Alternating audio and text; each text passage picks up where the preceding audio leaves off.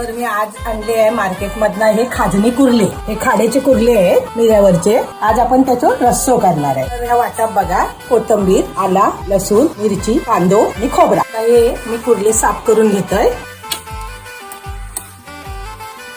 तेल टाकलं आहे. आता लसूण टाकूया, कढीपत्ता टाकूया, यो मालवणी मसालो, यो हळद, यो गरम मसालो आणि या लाल तिखट.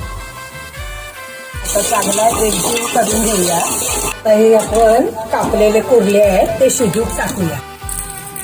याच्यात कुर्ले टाकले आहेत मी. आता याच्यात या वाटलेला वाटप टाकून घेऊया. एक 10-15 मिनिटं यासाठी आपण शिजवू देऊया. कुर्ल्याचं रस्सो बनवून तयार आहे. तो बघा. माझ्या व्हिडिओ लाईक करा. नवीन नवीन रेसिपीचे व्हिडिओ बघण्यासाठी माझ्या चॅनलला सबस्क्राईब करा.